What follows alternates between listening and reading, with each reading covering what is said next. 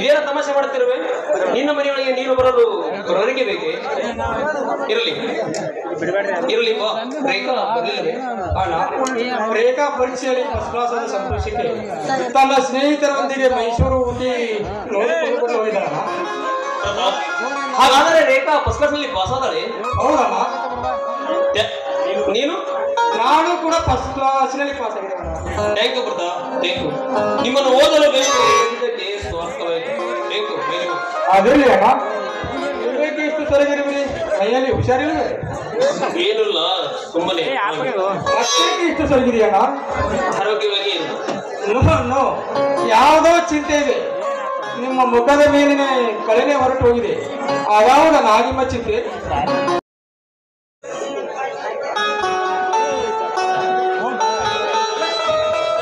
ಅಪ್ಪಾಜಿಯವರು ಕಾಣ್ತಾ ಇಲ್ಲ, ಎಲ್ಲಿಗೆ ಹೋಗಿದ್ದಾರೆ? ಅಪ್ಪಾಜಿ ಅದು ಅಭಿಷೇಕ್, ಅಪ್ಪಾಜಿಗೆ ಏನಾಯ್ತು ಅಭಿಷೇಕ್? ಹಿಂದಿಯಲ್ಲಿ ಅಪ್ಪಾಜಿ ಪ್ರತಾಪ್ ಆಕ್ಸಿಡೆಂಟ್ ಆಗಿ ನಮ್ಮನ್ನು ಬಿಟ್ಟು ಹೊರಟು ಸಮಾಧಾನ ಮಾಡಿಕೊಳ್ಬೇಕು. ಅಭಿಷೇಕ್, ಅಪ್ಪಾಜಿ ವಿಷಯ ನನಗೆ ಏಕೆ ತಿಳಿಸಲಿಲ್ಲ?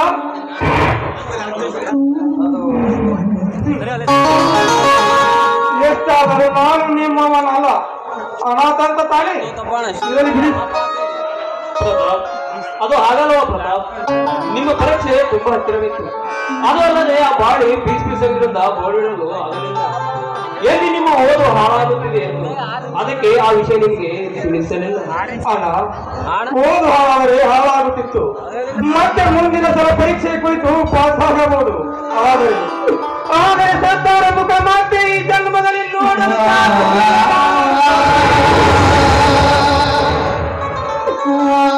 ಅಂದು ಅನಾಥನಾಗಿ ಬೀದಿಯಲ್ಲಿ ಬಿದ್ದಾಗ ನನ್ನನ್ನು ಕರೆತಂದು ವಿದ್ಯೆ ಕಲಿಸಿ ಒಬ್ಬ ಒಳ್ಳೆಯ ವ್ಯಕ್ತಿಯನ್ನಾಗಿ ಮಾಡಿದ್ದಾರೆ.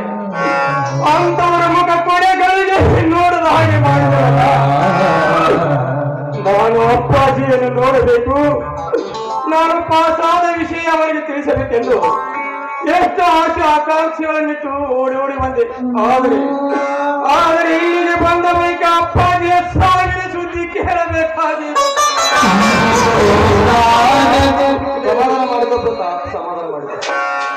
ಭೂಮಿ ಮೇಲೆ ಅಪ್ಪಾಜಿಯ ಋಣ ಇಷ್ಟೇ ಜನ ಇತ್ತು ಅನ್ಸುತ್ತೆ. ಅದಕ್ಕೆ ನಮ್ಮನ್ನು ಬಿಟ್ಟು ಬೇಗನೆ ಹೋಗೋದು. ಸುಮ್ಮನೆ ಊಟ ಕೂತರೆ ಸತ್ತವರು ಮತ್ತೆ ಹುಟ್ಟಿ ಬರುವುದಿಲ್ಲ.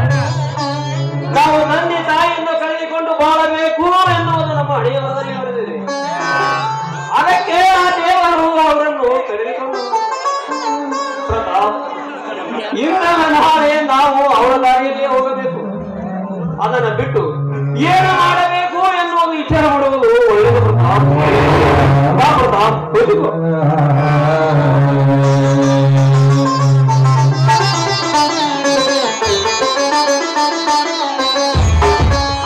ಸಂಘ ಏ ಸಂಘ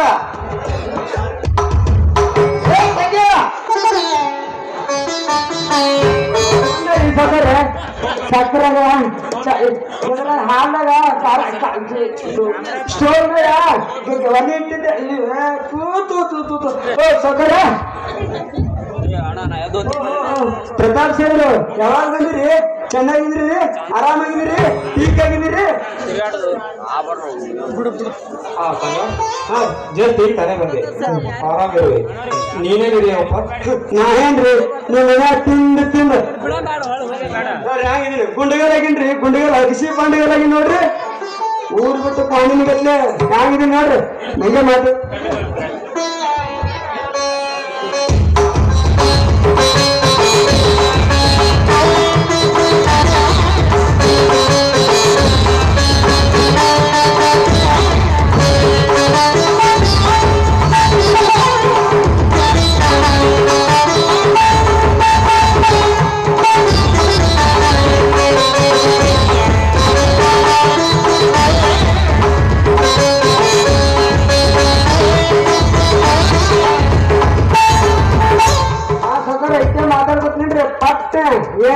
ಅಡಿಗೆ ಮಾಡಿಬಿಡ್ತೇನೆ.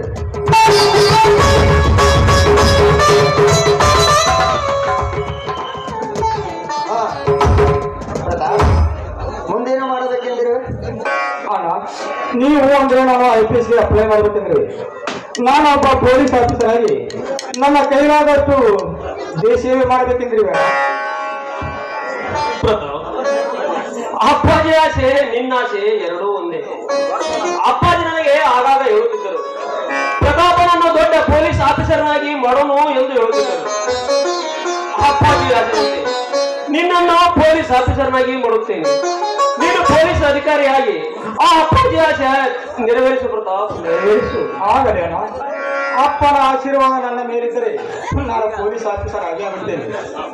ಹಾ ಪ್ರತಾಪ್, ನಿನಗೆ ಪ್ರಯಾಣ ಮಾಡಿ ಸುಸ್ತಾಗಿರುವುದು, ಒಳಗೆ ಹೋಗಿ ಸ್ನಾನ ಮಾಡು, ರೆಸ್ಟ್ ತೆಗೆದುಕೋ, ಎಲ್ಲರ ಕೂಡ ಸಂತೋಷದಿಂದ ಊಟ ಮಾಡುವುದು. ಸರಿ ಅಣ್ಣ.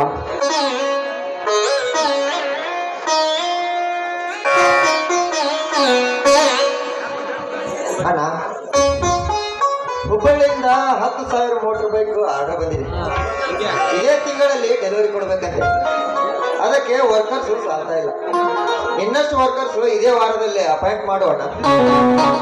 ಅಭಿಷೇಕ್, ನಾಳೆ ಇಂಟರ್ವ್ಯೂಗೆ ಕರೆಯುತ್ತೇನೆ. ಸರಿ ಅಣ್ಣ, ನನಗೆ ಸ್ವಲ್ಪ ಕೆಲಸ ಇದೆ, ನಾನು ಬರ್ತೇನೆ ಅಣ್ಣ. ಅಭಿಷೇಕ್, ಊಟ ಮಾಡಿಕೊಂಡು ಹೋಗು. ಇಲ್ಲ ಅಣ್ಣ, ನನಗೆ ಫ್ಯಾಕ್ಟ್ರಿಯಲ್ಲಿ ಯಾವುದೋ ಒಂದು ಅರ್ಜೆಂಟ್ ಕೆಲಸ ಇದೆ, ನಾನು ಹೋಗಲೇಬೇಕು ಅಣ್ಣ. ಅಭಿಷೇಕ್, ದಿನಾಲು ದುಡಿಯುವುದು ಇದ್ದೇ ಇರುತ್ತೆ. ಬಹಳ ದಿನದ ಮೇಲೆ ಪ್ರತಾಪ್ ಬಂದಿದ್ದಾನೆ. ಸಂತೋಷದಿಂದ ಎಲ್ಲರೂ ಊಟ ಮಾಡೋದು. ಹೌದು ಅಭಿಷೇಕ್, ನಾವೆಲ್ಲರೂ ಕೂಡಿ ಊಟ ಮಾಡಿ ಬಹಳ ದಿನವಾಯ್ತು. ಇಂದು ಒಟ್ಟಿಗೆ ಕೂಡಿ ಊಟ ಮಾಡೋಣ ಬನ್ನಿ. ಸರಿ ಅಣ್ಣ, ಸರಿ.